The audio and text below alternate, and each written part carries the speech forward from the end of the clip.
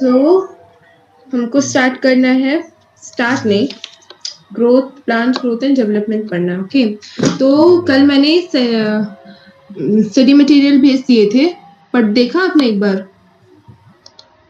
नहीं मिला नहीं अभी तक, नहीं मिला है। ओके ठीक है, तो एक काम करते हैं, पहले थोड़ा रिवीजन कर लेते हैं क्या क्या पढ़ा था हमने।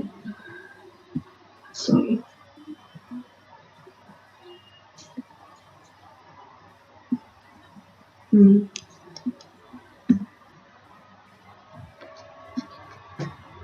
तो सेम वही चीज है, रिपीट कर रही हूँ मैं सिर्फ, अगर कहीं कुछ डाउट होगा तो मुझे बताओगे। ओके, तो ग्रोथ क्या है बच्चे? What is growth? Growth can be defined as an irreversible permanent increase in size of an organ or its parts or even of an individual cell। ठीक है, अगर हमारे किसी ऑर्गन या उसके पार्ट या किसी इंडिविजुअल सेल का भी साइज अगर इंक्रीज हो रहा है, उसको क्या बोलते हैं? हम ग्रोथ बोलते हैं। ठीक है, growth involves metabolic processes both anabolic and catabolic and that consumes energy. ठीक है, ग्रोथ के लिए एनर्जी का रिक्वायरमेंट होता है। ओके, हम लोगों ने ये देखा था अभी तक। नाउ कभी कभी कुछ लिविंग थिंग्स भी होते हैं, उसमें भी ग्रोथ हो सकता है। ठीक है, लेकिन उस पर्टिकुलर मतलब अगर साइज में इंक्रीज हो सकता है, लेकिन अगर साइज में सिर्फ इंक्रीज ही एक कैरेक्टरिस्टिक नहीं है जिससे हम ये बोल सकते हैं कि ग्रोथ हो रहा है। ठीक है, growth is the characteristic feature of an living organism. ठीक है, सिर्फ लिविंग ऑर्गेनिज्म में ही ग्रोथ होता है, नॉन लिविंग ऑर्गेनिजम्स में आपका ग्रोथ नहीं होता है। ठीक है, अगर नॉन लिविंग ऑर्गेनिज्म है, अगर उसमें आपका इंक्रीज हो रहा है साइज में, तो उसको क्या बोलते हैं बच्चे? हम इम्बाइबिशन। ठीक है, imbibition is reversible increase in size of a non living thing. ठीक है, जो आपका एब्जॉर्प्शन या एब्जॉर्प्शन के वजह से होता है। अगर कहीं कुछ आपका कुछ सामान रख दिया आपने, उसने पानी एब्जॉर्ब कर लिया, तो उसका साइज इंक्रीज हो जाएगा। उसको वापस आके सनलाइट में रख दोगे तो वो वापस से श्रिंक हो जाएगा, वो फिर आपका रिवर्सिबल है। ठीक है, तो उस प्रोसेस को क्या बोलते हैं बच्चे? हम इम्बाइबिशन बोलते हैं। Imbibition is different from plant growth. Okay, now ये देख लिया कि ग्रोथ क्या है, उसका डेफिनेशन क्या है। ठीक है, अब देखना है कि plant growth generally is indeterminate. Indeterminate का बच्चे मतलब क्या है बच्चे? कि वी कैन नॉट डिटरमाइन कि हम मतलब जैसे हमारा जो है, अगर ह्यूमंस का देखो या एनिमल्स का देखो, एनिमल्स पहले मतलब या एनिमल्स या ह्यूमंस पहले बेबीज हैं, फिर उसके न्यू बॉर्न्स है, न्यू बॉर्न्स के बाद वो चाइल्डहुड में जाते हैं, चाइल्डहुड के बाद हम किस में जाते हैं बच्चे? अडल्टहुड में जाते हैं, अडल्टहुड के बाद हम किस में जाते हैं? हम ओल्ड एज में जाते हैं। ठीक है, तो एक पूरे थ्रू आउट द प्रोसेस में हमको पता है बच्चे कि हमारा कितना इंक्रीज मतलब हमारा कितना ग्रोथ होगा। ठीक है, प्यूबर्टी हिट करने के बाद, प्यूबर्टी खत्म होने के बाद हमारा ग्रोथ रुक जाता है। ठीक है, एक लेकिन प्लांट में ऐसा नहीं है, plant growth continues throughout the life. और ऐसा क्यों होता है बच्चे? Due to the presence of meristems. Meristematic cells हैं जिनमें कैपेसिटी होती है डिवाइड करने की, throughout the life divide करने की। उसके वजह से क्या होता है बच्चे? प्लांट ग्रोथ भी throughout the life continued रहता है। So the growth where new cells are added to the plant body by the activity of the meristem is called open form of growth। ये बात clear है? इस form of growth को क्या बोलते हैं जो throughout the life continuous रहता है? Open form of growth. Okay, now there are two types of growth, primary growth and secondary growth। Primary growth, it occurs due to root apical meristem and shoot apical meristem। It causes the elongation of plants along their axis। Secondary growth क्या है बच्चे? It occurs due to lateral meristems, vascular cambium and cork cambium। This causes the increase in girth of the organs। ठीक है, हमारा primary growth तो हर plant में होगा, secondary growth बच्चे सिर्फ जिम्नोस्पर्म्स में होता है और एंजियोस्पर्म्स के डाइकॉट्स में होता है। क्लियर है ये बात? हमारा प्राइमरी ग्रोथ क्या है बच्चे? प्राइमरी ग्रोथ क्या है हमारा अगर अलोंग द एक्सिस, हमारा अगर स्टेम शूट बढ़ रहा है या फिर हमारा रूट बढ़ रहा है, ठीक है, हमारा अगर ये रूट का डेवलपमेंट हो रहा है नीचे की तरफ, तो उसको क्या बोलेंगे बच्चे? हम प्राइमरी ग्रोथ बोलेंगे।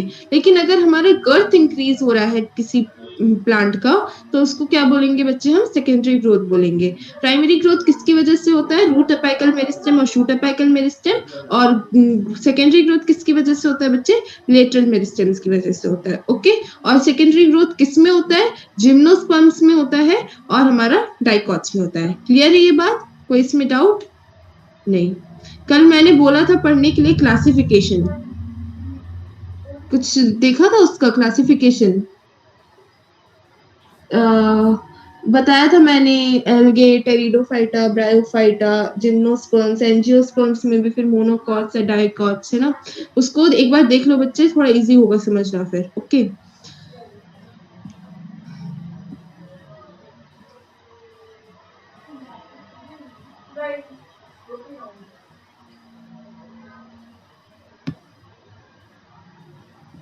ओके, नाउ हमको देखना है पैरामीटर्स क्या है ग्रोथ मेजरमेंट का। ठीक है, अगर सेलुलर लेवल में बात किया जाए तो सेलुलर लेवल में अगर किसी सेल का साइज इंक्रीज हो रहा है तो कैसे मेजर करेंगे बच्चे?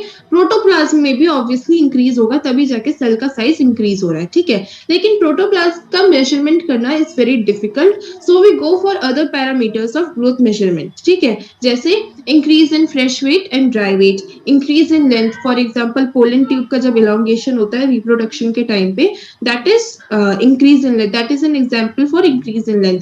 Increase in surface area, surface area जब लीफ छोटा होगा पहले, ठीक है, उसका जब जैसे जैसे सरफेस एरिया बढ़ता है वैसे वैसे फोटोसिंथेसिस का रेट भी बढ़ता है। जितना ज्यादा सरफेस होगा लीफ का उतना ज्यादा सनलाइट आएगा, उतना ज्यादा क्लोरोफिल होगा उसमें। ठीक है, तो उतना ज्यादा फोटोसिंथेसिस शो करेगा वो लीफ। तो इंक्रीज इन सरफेस एरिया भी एक पैरामीटर है ग्रोथ मेजरमेंट का। ठीक है, इंक्रीज इन सेल नंबर, जो मेज रूट है, मेज रूट का जो अपेकल मेरिस्टेम है, that can give rise to more than 17,500 new cells per hour. ये बहुत इंपॉर्टेंट एमसीक्यू है बच्चे, एक एक एग्जांपल आपका इसमें एमसीक्यूज में पूछ सकता है। ओके, तो increase in cell number is also example for is also a parameter of growth measurement. फिर उसके बाद क्या है? increase in cell size and cell volume. Cells in a watermelon may increase in size up to 3,50,000 times. Okay, increase in girth बच्चे, diameters of dicot root and dicot stem का जो हमारा girth increase होता है वो भी हमारा parameter है ग्रोथ मेजरमेंट का। मेरे हिसाब से क्लियर है ये चीज? इसको याद करना पड़ेगा, इसका कुछ हम कर नहीं सकते। ओके, इसको इजी है, इसमें क्या है ना, याद हो भी क्या होगा, इतने बार तो हो गया हमारा, है ना। So now we will come to 3 phases of growth. There are 3 phases of growth and there are 3 zones of growth. ठीक है, zones of growth भी बोल सकते हैं इसको, या phases of growth भी बोल सकते हैं। Meristematic phase, elongation phase and maturation phase. Meristematic phase का हमारा क्या है? मेरिस्टेमेटिक जोन में होता है। elongation phase हमारा elongation जोन में होगा, मैच्योरेशन फेज हमारा मैच्योरेशन जोन में होगा। ओके, और यहाँ पे ओके, ये चीज आप मॉर्फोलॉजी में पढ़ोगे, प्लांट मॉर्फोलॉजी में आपका जो सेकंड या थर्ड यूनिट है, शायद सेकंड यूनिट है आई गेस, उसमें था आपका ये सारी चीजें। ओके, तो मेरिस्टेमेटिक फेज बच्चे कहाँ कहाँ होता है? It occurs in the meristems at the root apex and shoot apex. Okay, here cells have rich protoplasm and large nuclei. कल नोट्स लिखाया था मैंने, है ना। सेल्स में यहाँ के कैरेक्टरिस्टिक्स फीचर्स क्या है इस फेज के सेल्स में? कि they have rich protoplasm and they have large nuclei. Why do they have rich protoplasm and large nuclei? Because they are constantly dividing. Okay, इनको बहुत एनर्जी की जरूरत होती है, और ज्यादा एनर्जी के लिए क्या चाहिए बच्चे? ज्यादा हमको सिंथेसिस, मतलब ज्यादा न्यूट्रिएंट का सिंथेसिस चाहिए। ज्यादा न्यूट्रिएंट के सिंथेसिस का मतलब है ज्यादा प्रोटोप्लाज्म में। ठीक है, और न्यूक्लियाई भी बहुत एक्टिव न्यूक्लियाई होना चाहिए, इसलिए लार्ज न्यूक्लियाई है। ठीक है, so the cells have rich protoplasm and large nuclei. Cell walls are primary, thin and cellulosic with abundant plasmodesmatal connections. Clear है बच्चे? और इसके जो सेल्स हैं, इसके इंटरसेलुलर सेल्स जो स्पेस है वो बहुत कम होता है या फिर एब्सेंट होता है। क्लियर है? ये सारे पॉइंट्स मैंने कल लिखवाए हैं। इलोंगेशन फेज क्या है बच्चे? It occurs in cells proximal to meristematic zone. Cells have increased vacuolation size and new cell wall deposition. ठीक है, ये सेल्स कहाँ मिलते हैं बच्चे? मेरिस्टेमेटिक जोन के जस्ट बाद मिलते हैं। सेल्स हैव इंक्रीज्ड वैक्यूलेशन, वैक्यूलेशन ज्यादा होगा इनमें, साइज बड़ा होगा और सेल वॉल डिपोजिशन होगा। ओके, मैच्योरेशन फेज क्या है? It occurs in cells further away from the apex, more proximal to the phase of elongation. The cells attain maximal size in terms of wall thickening and protoplasmic modification. ठीक है, ये एक parallel line technique है जिसकी वजह से हम zone of elongation detect करते हैं। ये कल समझाया था, फिर से समझाने की जरूरत है ये। ओके, अब आते हैं बच्चे हम ग्रोथ रेट्स में। ग्रोथ रेट का डेफिनेशन क्या है? It is the increased growth पर यूनिट टाइम। पर यूनिट टाइम में कितना ग्रोथ हो रहा है उसको क्या बोलते हैं बच्चे? हम ग्रोथ रेट बोलते हैं। द ग्रोथ रेट में भी अरिथमेटिक एंड जियोमेट्रिकल, दो टाइप्स के ग्रोथ रेट पढ़ेंगे हम, अरिथमेटिक पढ़ेंगे और जियोमेट्रिकल पढ़ेंगे। अरिथमेटिक में क्या होता है बच्चे? In this following mitotic division only one daughter cell continues to divide while the other differentiates and matures. ठीक है, आपका जो आपका जस्ट अ सेकंड,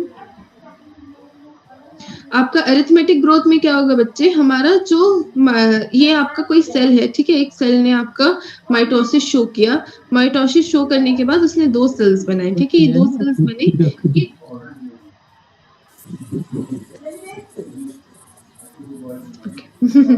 ये आपका कोई सेल है, इसने दो सेल्स बनाए हमारे और ये दो सेल बन गए। ठीक है, इसमें से एक सेल है जो बच्चे वो हमारा मैच्योर हो जाएगा, वो डिफरेंशिएट करेगा एक पर्टिकुलर फंक्शन शो करने के लिए, एक स्पेसिफिक फंक्शन के लिए वो डिफरेंशिएट करेगा। ठीक है, और ये मैच्योर हो जाएगा। लेकिन जो दूसरा सेल है बच्चे वो हमारा कंटिन्यू करेगा डॉटर सेल प्रोड्यूस करना, वो माइटोसिस शो करता जाएगा। ठीक है, तो इस फॉर्म ऑफ ग्रोथ को क्या बोलते हैं हम?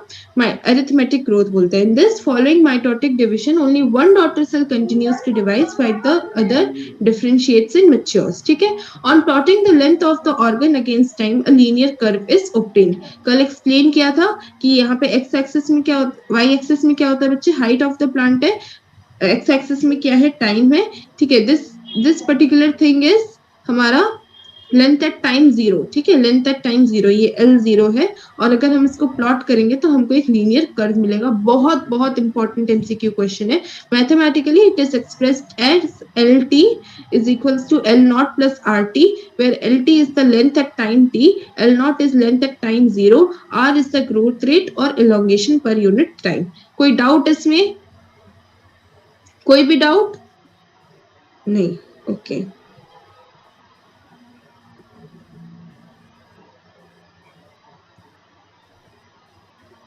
अब आते हैं हम geometric phase में। Here both daughter cells continue mitotic cell division.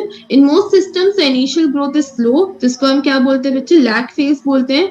फिर उसके बाद then it increases rapidly, उसको क्या बोलते हैं हम? log और exponential phase. If nutrient supply is limited, the growth slows down leading to stationary phase। ठीक है, ये हमारा क्या है? स्लो फेज है, या इसको क्या बोलते हैं हम? लैग फेज बोलते हैं। फिर उसके बाद एक रैपिड इंक्रीज फेज आता है, उसको क्या बोलते हैं? लॉग या एक्सपोनेंशियल फेज आता है। फिर उसके बाद अगर न्यूट्रिएंट सप्लाई हमारा लिमिटेड है तो फिर क्या हो जाएगा बच्चे? की स्टेशनरी फेज हो जाएगा। ठीक है, ये क्या, ये फॉर्म ऑफ कर्व, मतलब ये जो हमारा कर्व है उसको क्या बोलते हैं बच्चे? हम सिग्मोइड कर्व बोलते हैं। ठीक है, arithmetic growth curve, arithmetic growth rate में हमको कैसा कर्व मिल रहा है? अरिथमेटिक ग्रोथ रेट में हमको कैसा कर्व मिल रहा है? और जियोमेट्रिक ग्रोथ रेट में हमको कैसा कर्व मिल रहा है? ज्योमेट्रिक पे ऐसे सिग्मॉइड, हाँ, और अरिथमेटिक में लीनियर।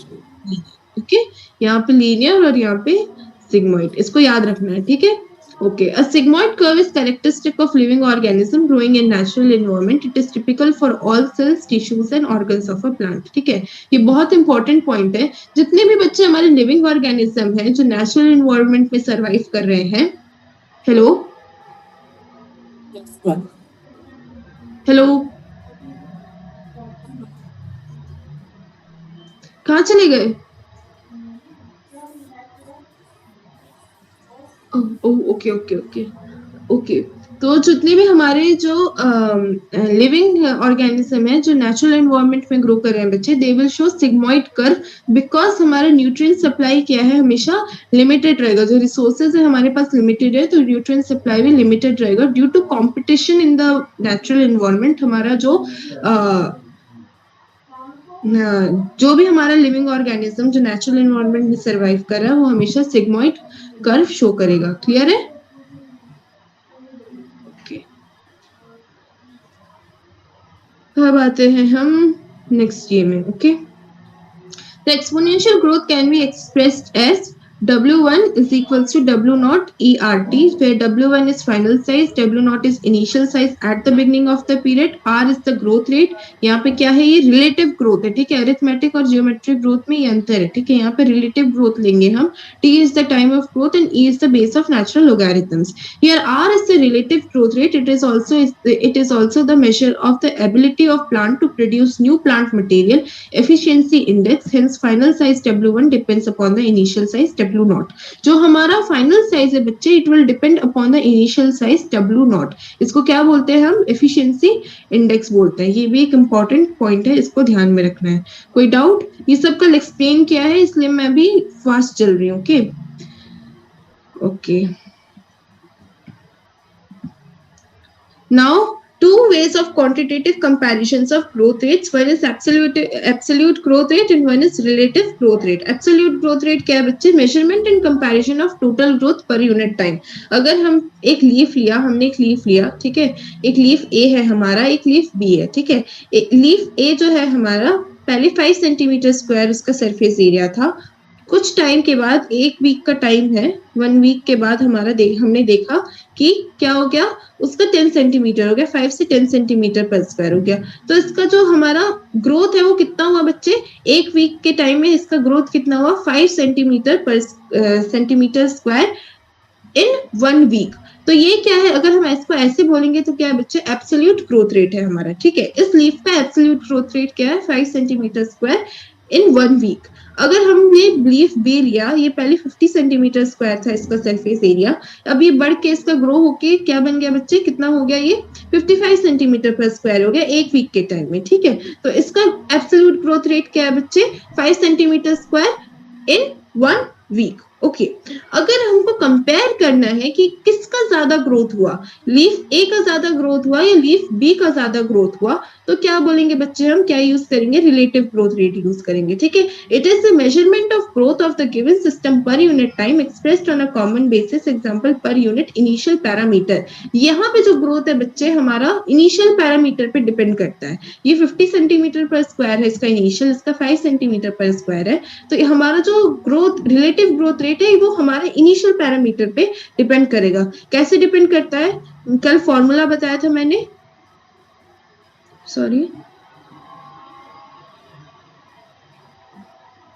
कल फॉर्मूला बताया था, relative growth rate is equals to growth of the given system per unit time by initial parameter into 100, ठीक है।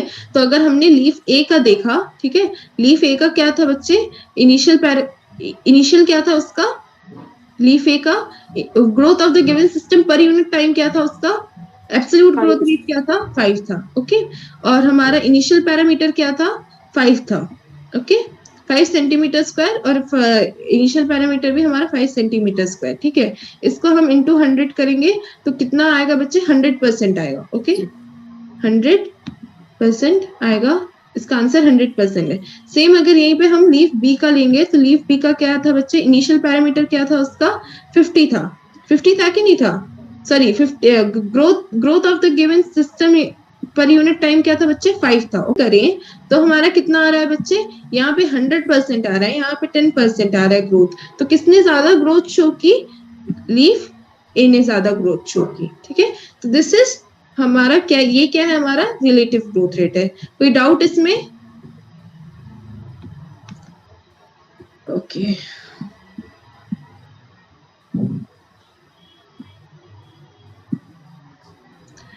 अब आते हैं conditions essential for growth. Water, oxygen, nutrients, temperature, light and gravity. Water is required for cell enlargement. Turgidity of cell helps in extension growth. Water provides medium for enzymatic activities. From the negative geotropism show करता है। Clear है? Phototropism में उल्टा होता है, तो stem से हमारे वो पॉजिटिवली फोटोट्रॉफिक होते हैं, ऊपर की तरफ जाते हैं, और रूट्स जो है बच्चे वो नेगेटिवली फोटोट्रॉफिक होते हैं, वो away from the light grow करते हैं, ठीक है। क्लियर है ये बात? कोई डाउट? अब हमने यहाँ तक कल पढ़ लिया था, अब आते हैं हम डिफरेंशिएशन, डी डिफरेंशिएशन और री डिफरेंशिएशन। एक पार्ट का एक पर्टिकुलर फंक्शन है, ठीक है, लेकिन ये सारे सेल्स बच्चे एक ही सेल से अराइज हो रहे हैं, एक ही सेल से हम अराइज कर रहे हैं, जाइगोट से ही अराइज हो रहा है ये सारे सेल। वो कैसे हो रहा है बच्चे? एक ही जाइगोट था, एक जाइगोट डिवाइड हुआ, ठीक है, उसने इतने सारे सेल्स बनाए, उस सेल से हम कोई लीफ बना रहा है, कोई फ्लावर बना रहा है, कोई सीड बना रहा है, ये कैसे हो रहा है? ये डिफरेंशिएशन की वजह से हो रहा है, ठीक है। Differentiation is a process in which the meristem cells and cambium differentiate and mature to perform specific functions. Specific functions carry out करने के लिए वो mature होते हैं, उसको क्या बोलते हैं बच्चे? हम जो मेरिस्टेम cells है वो mature होते हैं, उसको क्या बोलते हैं हम? differentiation. In this, cell walls and protoplasm undergo structural changes, capacity of cell division is lost. ठीक है, एक बार डिफरेंशिएशन हो गया मेरिस्टेम सेल्स का, तो उसका सेल डिवीजन का जो कैपेसिटी है वो लूज हो जाता है, they won't be able to differentiate again, ठीक है, मतलब जो ये they won't be able to divide again, ठीक है। In this, cell walls and protoplasm undergo structural changes, capacity of cell division is lost. Example, loss of protoplasm to form a tertiary element. They also develop very strong elastic lignocellulosic secondary cell walls to carry water to long distances even under extreme tension. ये सारे terms आपको नहीं समझ आएंगे अभी, क्योंकि हमने morphology नहीं पढ़ा है, ठीक है, आपने मॉर्फोलॉजी अभी तक नहीं पढ़ा है तो कोई बात नहीं। ये हमारा मेरिस्टेमेटिक सेल है, ठीक है, ये मेरिस्टेमेटिक सेल बच्चे क्या बनाएगा? रूट सेल बनाएगा। सीव सेल्स किस में होते हैं? सीव सेल्स किस में होते हैं बच्चे? जाइलम में होते हैं, ठीक है, सीव सेल्स हमारे जाइलम में होते हैं, ओके। और हमारा ये क्या है? ये हमारा लीफ सेल है। यही मेरिस्टेमेटिक सेल हमारा रूट सेल बना रहा है, सीव सेल बना रहा है, हमारा लीफ सेल बना रहा है, ठीक है। तो इस प्रोसेस को क्या बोलते हैं हम बच्चे? डिफरेंशिएशन बोलते हैं। इसके एग्जाम्पल्स बस याद करके रखो थोड़ा सा, ठीक है, या तो हो सके तो एक बार इसको थोड़ा सा देख लेना, ओके। मॉर्फोलॉजी बहुत बड़ा चैप्टर है, लेकिन वो अभी मैं सजेस्ट नहीं करूंगी उसको पढ़ना, ओके ओके। सो अब देखते हैं डी डिफरेंशिएशन क्या होता है। Under certain conditions living differentiated sales regain the capacity of division, this is called D differentiation, ठीक है। Formation of meristems, interfascicular cambium and cork cambium from differentiated parenchyma cells. Okay, explain करना थोड़ा मुश्किल है क्योंकि पढ़ा नहीं है, ओके। हमारे जो बच्चे 3 टाइप्स ऑफ प्लांट सेल्स होते हैं, ठीक है, पैरेनकाइमा सेल्स याद होगा, पैरेनकाइमा सेल्स होते हैं, कोलेनकाइमा सेल्स होते हैं, स्क्लेरेनकाइमा सेल्स होते हैं, ठीक है। ये पैरेनकाइमा सेल्स, कोलेनकाइमा सेल्स और sclerenchyma cells already differentiated cells हैं, ठीक है, they are already differentiated into, कुछ जो सेल्स है हमारे प्लांट सेल्स हैं, they are already differentiated into parenchyma cells, sclerenchyma cells and chlorenchyma cells, ठीक है, यहाँ पे डिफरेंशिएशन हो चुका है। लेकिन ये पैरेनकाइमा सेल्स बच्चे फिर से डी डिफरेंशिएशन शो करके क्या बनाते हैं? इंटरफेसिकुलर कैम्बियम बनाते हैं और कॉर्क कैम्बियम बनाते हैं, which is required for the growth of, मतलब जो लेटरल मेरिस्टेम जो है ना हमारा, जो ग्रोथ होता है, जो गर्थ का जो इंक्रीज होता है ना, सेकेंडरी ग्रोथ के लिए जो यूज होता है, बताया था ना मैंने, वेस्कुलर कैम्बियम और कॉर्क कैम्बियम, वो यही है। वो पैरेनकाइमा सेल्स ऑलरेडी जो डिफरेंशिएटेड पैरेनकाइमा सेल्स है वो डी डिफरेंशिएशन शो करते हैं, कैसे और क्या बनाते हैं बच्चे? इंटरफेसिकुलर कैम्बियम और कॉर्क कैम्बियम बनाते हैं, which is important for secondary growth in plants. Clear है? क्लियर है कि नहीं है? ये देखो हमारा ये है इंटरफेसिकुलर कैम्बियम, ये इंटरफेसिकुलर कैम्बियम, और ये है हमारा फेसिकुलर कैम्बियम, ठीक है। ये अभी नहीं समझ आएगा बच्चे क्योंकि हमने नहीं पढ़ा है मॉर्फोलॉजी, ठीक है। इसको कोशिश करो कि याद हो जाए, ओके। थोड़ा बहुत जो एग्जांपल्स हैं उसको याद करने की कोशिश करो, ओके ओके।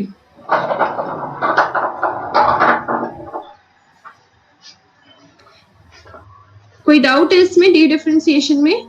डी डिफरेंशिएशन क्या है बच्चों? जो डिफरेंशिएटेड सेल्स हैं उनमें वापस से कैपेसिटी, मतलब डिवीजन की कैपेसिटी आती है, ठीक है, वो फिर डी डिफरेंशिएशन शो करके दूसरा सेल बनाएंगे। जैसे हमारे जो डिफरेंशिएटेड पैरेनकाइमा सेल्स हैं वो क्या बनाते हैं बच्चे? इंटरफेसिकुलर कैम्बियम या कॉर्क कैम्बियम बनाएंगे, ओके। अब आते हैं हम रीडिफरेंशिएशन में, ठीक है। Redifferentiated cells can produce cells that again lose the capacity to divide but mature to perform specific functions. It is called redifferentiation. Plant growth is open, that is, it can be indeterminate or determinate. Differentiation is also open because cells tissues arising out of the same meristem have different structures and maturity. Final structure at maturity of cells or tissue is also determined by the location of the cell. Example, cells positioned away from the root apical meristems differentiate as root cap cells, while those pushed to periphery mature as epidermis. Okay बहुत सारा information है इसमें important क्या है बच्चे समझना रीडिफरेंशिएशन में। तो हमारे डी-डिफरेंशिएटेड सेल्स है, देखो पहले किसी सेल का डिफरेंशिएशन हुआ, ठीक है, डिफरेंशिएशन के बाद उसका डी-डिफरेंशिएशन हुआ। यहाँ देखो फिगर में देखो, इस सेल का हमारा डिफरेंशिएशन हुआ, ठीक है। डिफरेंशिएशन के बाद इसका हमारा क्या हुआ, डी डिफरेंशिएशन हुआ। Okay, stem cell like state transient phase, ठीक है, हमारा डी डिफरेंशिएशन हुआ, ठीक है। अब इसका क्या हो सकता है बच्चे, रीडिफरेंशिएशन हो सकता है। एक पॉसिबिलिटी कि हम इसका रीडिफरेंशिएशन कर दें, ठीक है। एक पॉसिबिलिटी है इसका सेल डेथ होना, और एक पॉसिबिलिटी है वो सेल साइकिल कंटिन्यू करेगा, वो अपना डिवाइड करेगा, वापस से अपने जैसे सेल्स बनाएगा, वो सेल साइकिल में चला जाएगा, ठीक है। तो ये हमारा क्या है, डिफरेंशिएशन हो रहा है पहले, और फिर क्या हो रहा है, डी डिफरेंशिएशन हो रहा है। या और डी डिफरेंशिएशन के बाद सेल्स के पास 3 ऑप्शन है, या तो वो रीडिफरेंशिएट करे, या सेल डेथ हो जाए उसका, या फिर वो सेल साइकिल कंटिन्यू करे, ठीक है। और हर स्टेज इसका बच्चे रिवर्सिबल है एक्सेप्ट सेल डेथ, ठीक है। सेल के डेथ के बाद वो रिवर्सिबल नहीं हो सकता, बट डिफरेंशिएशन से डी डिफरेंशिएशन हुआ तो फिर वो वापस से जो पुराना सेल वो बन सकता है, ठीक है। डी डिफरेंशिएशन से हमारा रीडिफरेंशिएशन हुआ तो फिर वो वापस से हमारा ये सेल बन सकता है, ठीक है। सेल साइकिल से भी वो फिर वापस से हमारा ये सेल वापस से बन जाएगा। ओके, क्लियर है कि रीडिफरेंशिएशन, डी डिफरेंशिएशन और डिफरेंशिएशन। ओके, मैंने जो आपको स्टडी मटेरियल भेजा है वो एक बार प्लीज पढ़ना, और जो जो जो जो पॉइंट्स है जैसे बस उस पॉइंट को पढ़ लो जाके। जैसे मैंने कहा कि वो क्लासिफिकेशन ऑफ प्लांट्स है, ठीक है, उसको पढ़ लो। और फिर उसके बाद जैसे सेकेंडरी और प्राइमरी ग्रोथ है हमारा, फॉर्मेशन ऑफ वेस्कुलर कैम्बियम और कॉर्क कैम्बियम, ये सारे बच्चे बहुत इंपॉर्टेंट है, ठीक है। ये इंपॉर्टेंट टॉपिक्स हैं, हो सके तो इसको पढ़ो। ओके, टाइम है, टाइम तो होगा ऑब्वियसली, है ना, तो उसको पढ़ो। अब आते हैं हम बच्चे, अभी तक हमने देखा कि ग्रोथ क्या है, ठीक है। अब आते हैं हम प्लांट डेवलपमेंट में। Okay, it is a process that includes all changes in the life cycle of an organism from seed germination to senescence. Senescence क्या है बच्चे, what is senescence? Senescence is old age. Okay, senescence हमारा क्या है, old age है। So it is a process that includes all life changes in the life cycle of an organism from seed germination to senescence. It is the sum of growth and differentiation. It is represented as follows. ये बहुत important schematic diagram है, एक आपके NCERT में भी दिया है। इसमें से कोई भी एक डब्बा गायब, 2-3 डब्बे गायब कर देंगे और फिर आपसे पूछ लेगा कि क्या है वो, ठीक है। तो ये हमारा क्या है, मेरिस्टेमेटिक सेल है, ठीक है। मेरिस्टेमेटिक सेल का प्लाज्मेटिक ग्रोथ होगा, प्लाज्मेटिक ग्रोथ मतलब सेल का ग्रोथ होगा, वो क्या शो करेगा बच्चे, डिफरेंशिएशन शो करेगा, ठीक है। उसका क्या होगा, एक्सपेंशन होगा, इलॉन्गेशन होगा। 2 तरीका है, या तो मेरिस्टेमेटिक शो डिफरेंशिएशन शो करेगा और मैच्योरेशन शो करेगा। क्या बनेगा बच्चे, मैच्योर सेल बनेगा। Mature cell senescence old age में जाएगा और उसका फाइनली क्या होगा, डेथ होगा, ठीक है। फिर से इसका सेल डिवीजन होगा, इस स्टेज में इसका सेल डिवीजन होगा, ये क्या वापस से बनाएगा, मेरिस्टेमेटिक सेल बनाएगा, ठीक है।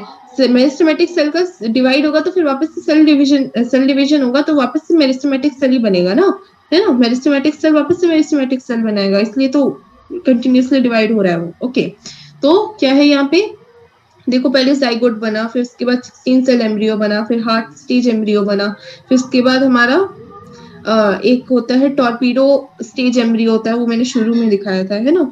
तो ये हमारा डेवलपमेंट है। Development is the process that includes all changes in the life cycle of an organism from seed germination to senescence. Clear है बच्चे ये पॉइंट? इसमें सब आपको रटना ही है बेसिकली, ठीक है। तो ये डायग्राम बहुत इंपॉर्टेंट है बच्चे, इसको ध्यान में रखना है ना। Plant development. Plants follow different pathways in response to environment or phases of life to form different kinds of structures. This ability is called plasticity. बहुत बहुत बहुत important topic है ये, okay. प्लांट्स बच्चे अलग अलग इन्वायरमेंटल कंडीशंस या अलग अलग फेजेस ऑफ लाइफ में, प्लांट्स के भी डिफरेंट फेजेस ऑफ लाइफ है। जैसे हमारे डिफरेंट फेजेस ऑफ लाइफ है, हमारा जुवेनाइल फेज होता है, रिप्रोडक्टिव फेज होता है। जुवेनाइल फेज मतलब हमारा लाइक बिफोर प्यूबर्टी और आफ्टर प्यूबर्टी, हमारे दो फेजेस होते हैं। ऐसे प्लांट्स में भी दो फेजेस होते हैं, जुवेनाइल फेज और रिप्रोडक्टिव फेज, ठीक है। तो उस फेज में या फिर डिफरेंट एनवायरमेंटल कंडीशंस में प्लांट्स आपके डिफरेंट पाथवेज होते हैं डेवलपमेंट के, ठीक है। और इस एबिलिटी को क्या बोलते हैं बच्चे, हम प्लास्टिसिटी बोलते हैं, ठीक है। इसके एग्जांपल्स बहुत इंपॉर्टेंट है। Heterophylly due to phases of life in cotton, coriander and larkspur, the leaves of the juvenile plants and mature plants are different in shape, ठीक है। जैसे हेट्रोफाइली मतलब क्या बच्चे, फाइली मतलब हमारा PHLLY, फाइली मतलब बच्चे हमारा लीफ, ठीक है, लीफ, ओके। लीफ को हम, लीफ मतलब हम फाइल बोलते हैं उसको, PHYL फाइल बोलते हैं। और हेटेरो मतलब डिफरेंट, ठीक है। तो डिफरेंट लीफ स्ट्रक्चर्स होते हैं डिफरेंट फेजेस में। जैसे कॉटन हो गया, एक एग्जांपल हो गया कॉटन, एक एग्जांपल होगा कोरिएंडर और एक एग्जांपल हो गया लार्कस्पर, ठीक है। इसका जुवेनाइल फेज और मैच्योर फेज में डिफरेंट होता है शेप, ठीक है। ये देखो यहाँ पे हेटेरोफाइली ड्यू टू, एक सेकेंड, ये देखो, हाँ, ये हमारा जुवेनाइल फेज में ये लीव्स का स्ट्रक्चर होता है लार्कस्पर में, और एडल्ट फेज में बच्चे ये लीफ का स्ट्रक्चर होता है, ठीक है। और एक और होता है heterophylly due to environment. Leaf का मतलब इन्वायरमेंट क्या है, उसमें भी लीफ का शेप डिपेंड करता है। जैसे difference in shapes of leaves produced in air and water, ये जैसे बटर कप, ठीक है, इसका एग्जांपल बटर कप है। ये जैसे आपका टेरेस्ट्रियल हैबिटेट में ये है उसका, और वाटर हैबिटेट में ऐसा लीफ स्ट्रक्चर है। क्लियर है कि नहीं, क्या बोलना चाह रही हूँ मैं, है ना। प्लास्टिसिटी का मतलब ये है कि डिफरेंट एनवायरमेंटल कंडीशंस में या डिफरेंट फेज ऑफ लाइफ में प्लांट किस फेज में है, उस पर डिपेंड करता है कि उसके और मतलब उसके जो पार्ट्स है, लीव्स हो गया, स्टेम हो गया, उसका रूट हो गया, वो कैसे स्ट्रक्चर शो कर रहा है, वो इस एबिलिटी को क्या बोलते हैं बच्चे, प्लास्टिसिटी बोलते हैं। इसके दो एग्जांपल्स हैं, एक हेटेरोफाइली है, मतलब heterophylly due to phases of life, अगर आपका जुवेनाइल फेज में है और मैच्योर फेज में है तो दोनों फेजेस में अलग अलग आपके लीफ के स्ट्रक्चर होंगे। इसके एग्जांपल क्या है, कॉटन है, कोरिएंडर है, लार्कस्पर है। और हेटेरोफाइली ड्यू टू एनवायरमेंटल कंडीशंस, अगर आपका एयर में है, वाटर में, तब भी डिफरेंस आता है शेप ऑफ लीव्स में। इसका एग्जांपल क्या है बच्चे, बटर कप है। कोई डाउट? ये एक एक एग्जाम्पल बहुत इंपॉर्टेंट है, बहुत बहुत ज्यादा इंपॉर्टेंट है। एमसीक्यू में गलती नहीं होनी चाहिए, ठीक है, इसमें गलती नहीं होनी चाहिए। इसको साथ ही साथ इसलिए बच्चे बोल रही हूँ मैं पढ़ो, ठीक है, मैं पढ़ाते जा रही हूँ, आप भी उसको साथ में पढ़ो, ओके। मैंने भेज दिया, कल ही मैंने आपको वो स्टडी मटेरियल भेज दिया था, आप अपने पापा से बोल के वो स्टडी मटेरियल ले लो, उसको साथ साथ में पढ़ते रहो, ओके। मैं आज पीपीटी भी सेंड कर दूंगी, ओके। मैंने पीपीटी सेंड इसलिए नहीं की क्योंकि फिर आप इजी वे ढूंढोगे, पीपीटी पढ़ लोगे, है ना। तो पीपीटी में एंड में सेंड करती हूँ, आप इसको एक एक पॉइंट उसका पढ़ोगे, इसके नोट्स बनाओगे, okay okay. Factors controlling plant development, ठीक है। प्लांट डेवलपमेंट के बच्चे कुछ फैक्टर्स होते हैं जिसकी वजह से ज्यादा मतलब कुछ हमारे इनहिबिट कर सकते हैं ग्रोथ, या फिर कुछ हमारे एनहांस कर सकते हैं ग्रोथ रेट को, ठीक है। तो दो फैक्टर्स होते हैं, इंट्रिंसिक फैक्टर्स होंगे बच्चे और एक्सट्रिंसिक फैक्टर्स होंगे। इंट्रिंसिक फैक्टर्स क्या है बच्चे, इंट्रासेल्युलर जो जेनेटिक है, जेनेटिक्स है वो तो हमारा कंट्रोल नहीं हो सकता, ठीक है, वो तो जैसा है वैसा है, ठीक है। इंटरसेल्युलर जैसे प्लांट ग्रोथ रेगुलेटर्स, वो हम देखेंगे पीजीआर समय भी देखेंगे प्लांट ग्रोथ रेगुलेटर्स क्या है, ठीक है। तो हमारे इंट्रिंसिक फैक्टर्स में क्या है, इंट्रासेल्युलर है, एक इंटरसेल्युलर है। इंट्रासेल्युलर में हमारे जेनेटिक जो कंपोनेंट है हमारा वो आएगा, इंटरसेल्युलर में हमारे प्लांट ग्रोथ रेगुलेटर्स होंगे। एक्सट्रिंसिक फैक्टर्स अभी मैंने बताया था, लाइट है, टेम्परेचर है, वाटर है, ऑक्सीजन है, न्यूट्रिशन है। क्लियर है बच्चे?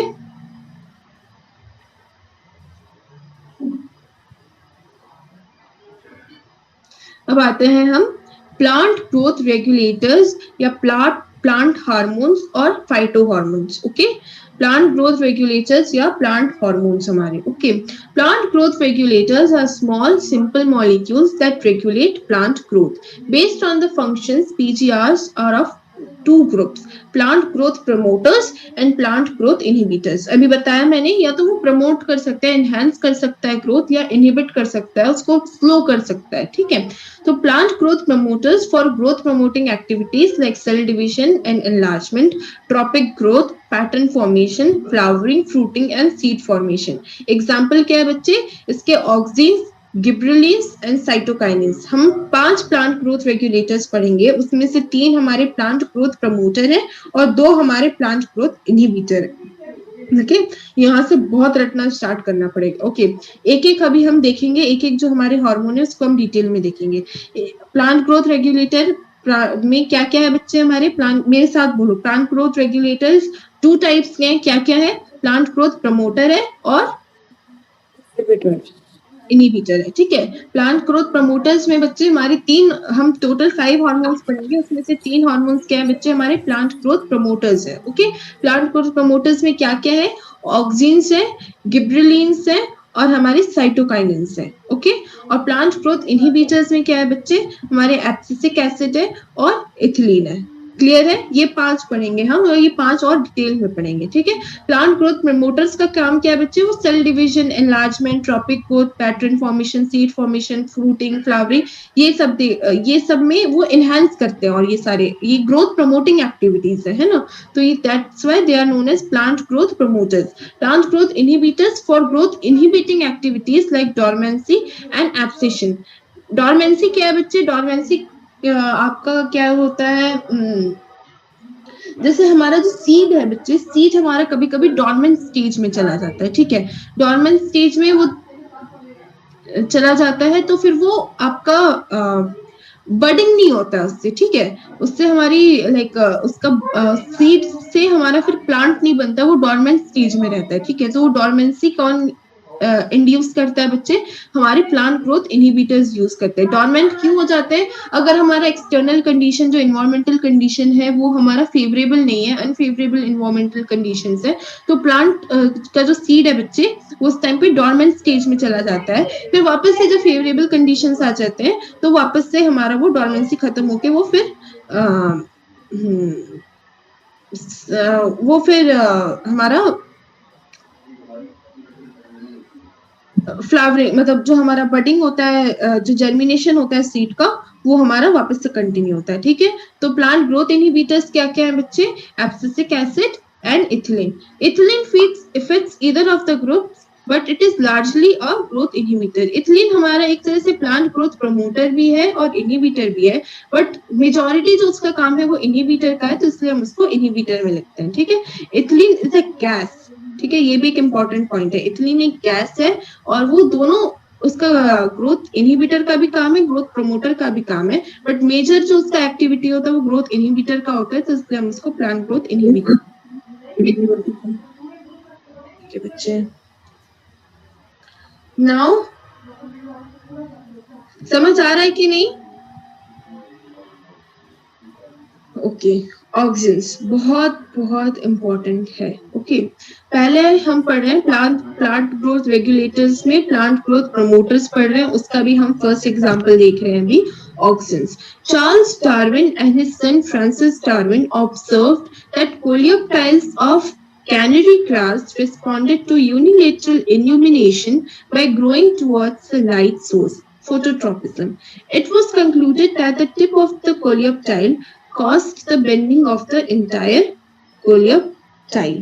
ठीक है, इसके लिए पहले ये समझना जरूरी है कि कोलियोप्टाइल क्या होता है। ठीक है, एक इसका फिगर है शायद से मेरे पास, एक मिनट।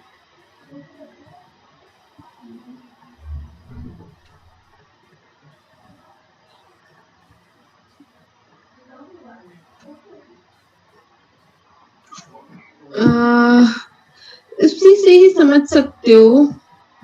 एक मिनट, ये जो हमारा बच्चे जो यंग जो हमारे ग्रास यंग जो हमारा शूट होता है ना, जो भी हमारा यंग शूट होता है, उसके टिप में एक मतलब एक टिप में कैप लाइक स्ट्रक्चर होता है, ठीक है। एक कैप लाइक का टिप पे प्रोटेक्टिव शीट या कैप लाइक स्ट्रक्चर होता है।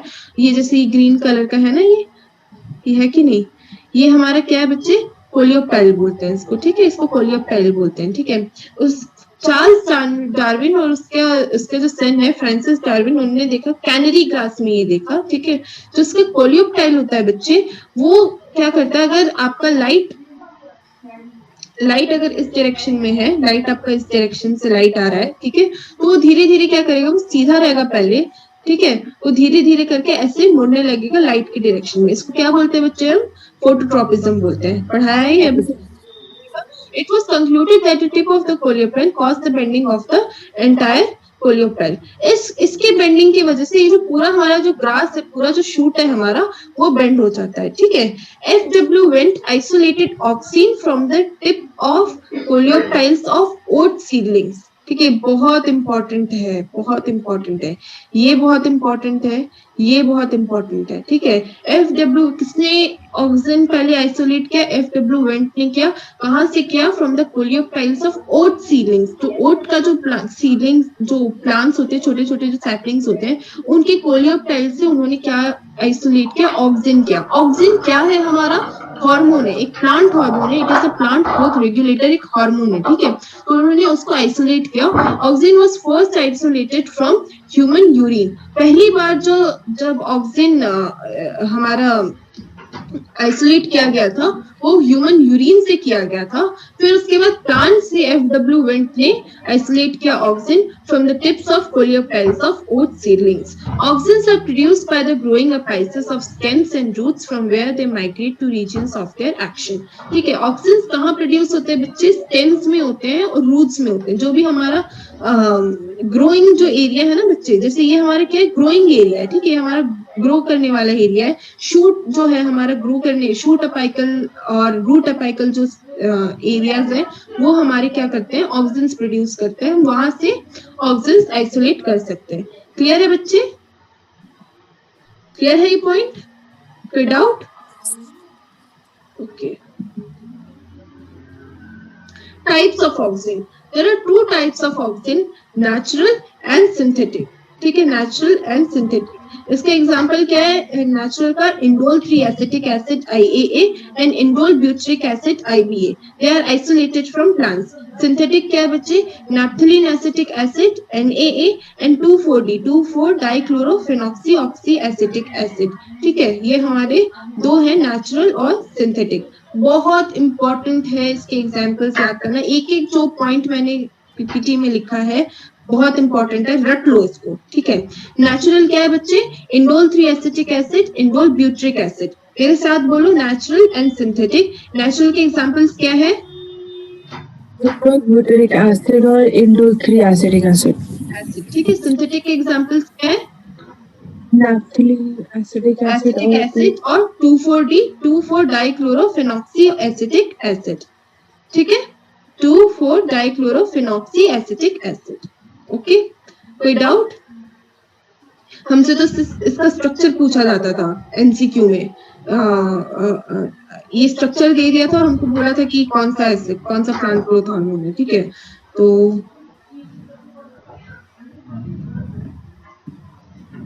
ओके, फंक्शंस क्या है बच्चा ऑक्सीजन के, to initiate rooting and stem cuttings for plant propagation.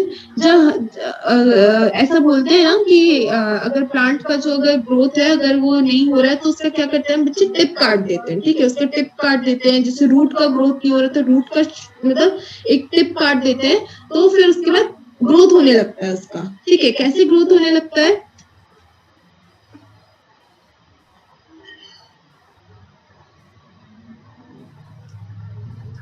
कैसे ग्रोथ होने लगता है बच्चे,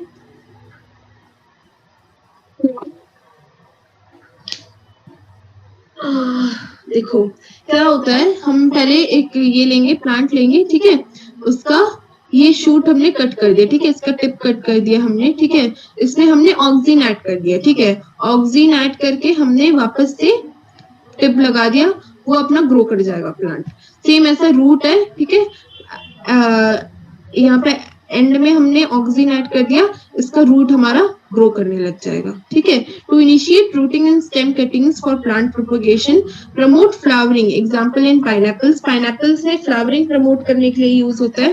to prevent fruit and leaf drop at early ages, ठीक है, जैसे कभी कभी ऐसा होता है ना कि जो जो हमारे प्लांट्स होते हैं उसमें मतलब पत्ते झड़ने लगते हैं, फ्रूट बिना मैच्योर हुए ही झड़ जाता है, तो वो भी प्रिवेंट करने के लिए हम क्या यूज करते हैं बच्चे, ऑक्सीन यूज करते हैं। Promote abscission of older leaves and fruits, जो हमारे ओल्डर लीव्स है, जो बूढ़े हो गए हैं जो पत्ते, जो हमारे फ्रूट्स मतलब पक गए हैं एकदम, उसके गिरने, उसके झड़ने में ये हेल्प करता है, ठीक है। क्या प्रिवेंट करता है, अर्ली स्टेजेस में फ्रूट और लीफ ड्रॉप प्रिवेंट करता है, लेकिन जो ओल्डर लीव्स और फ्रूट्स है उसका एब्सेशन, उसका झड़ने में मदद करता है। क्लियर है। Induce parthenocarpy, example tomatoes. Parthenocarpy है एक अलग टॉपिक है, उसको हम देखेंगे। Okay, they are used as herbicides. 2,4-D is used to kill dicot weeds. It does not affect monocot plants. It is used to prepare weed-free lawns. ये दो बहुत इंपॉर्टेंट टॉपिक पॉइंट्स है बच्चे, इसको हम कल की क्लास में देखेंगे क्यों वो मोनोकॉट प्लांट्स का इफेक्ट नहीं करता है, ठीक है। और यहाँ पे पार्थिनोकार्पी क्या है वो देखना है। Control xylem differentiation and helps in cell division. Xylem differentiation, xylem का जो डिफरेंशिएशन होता है उसमें हेल्प करता है और सेल डिवीजन में हेल्प करता है। तो ऑक्सीजन के क्या क्या फंक्शन है, एक एक इसका फंक्शन एमसीक्यू में क्वेश्चन आएगा, ठीक है। Initiate rooting in stem cuttings for plant propagation, flowering में प्रमोट करता है, किस कौन से एग्जांपल में, क्या एग्जांपल उसका, pineapple. To prevent fruit and leaf drop at early stages, promote abscission of older leaves and fruits, induce parthenocarpy, example tomatoes. They are used as herbicides. 2,4-D is used to kill dicot weeds. ये monocot plants में नहीं effect करता। दूसरा क्या है, control xylem differentiation and helps in cell division. Clear है बच्चे यहाँ तक क्लियर है कि नहीं? इसके बाद हम गिबरेलिन पढ़ेंगे, एक और पॉइंट है लेकिन मैं यहीं पे अभी स्टॉप कर रही हूँ, ठीक है। क्या क्या हमने पढ़ा आज?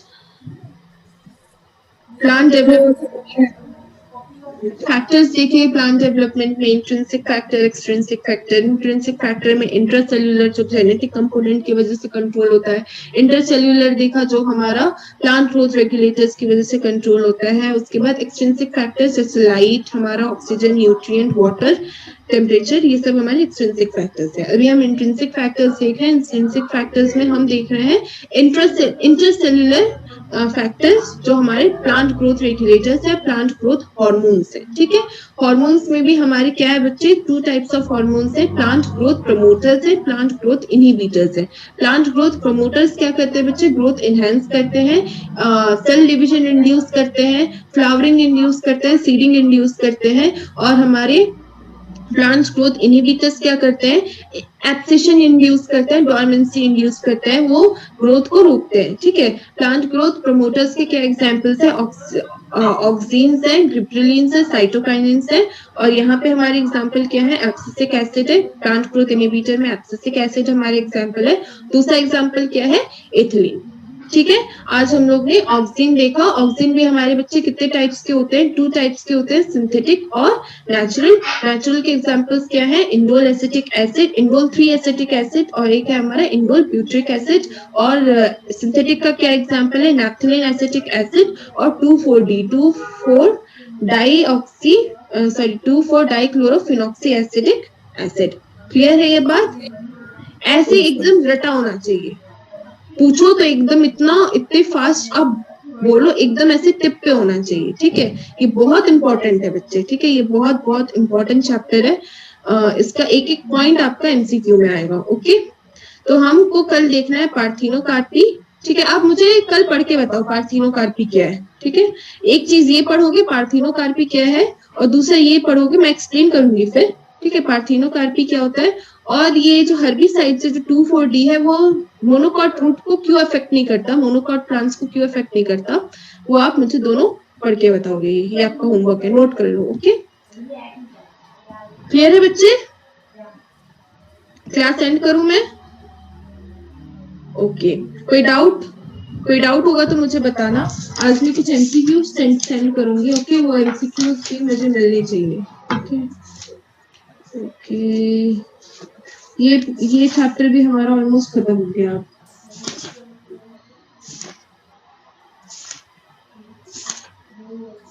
ये चैप्टर भी हमारा खत्म हो गया। मैं सोचू कल ये चैप्टर कंप्लीट कर लें हम, ओके? फिर टेस्ट इसका देना आप बाद में। इस संडे को टेस्ट है, ओके? रेस्पिरेशन का। रेस्पिरेशन पढ़ना स्टार्ट करो अच्छे से, ओके? रेस्पिरेशन संडे टेस्ट है, ओके? फिर ओके, गुड नाइट बच्चे, बाय।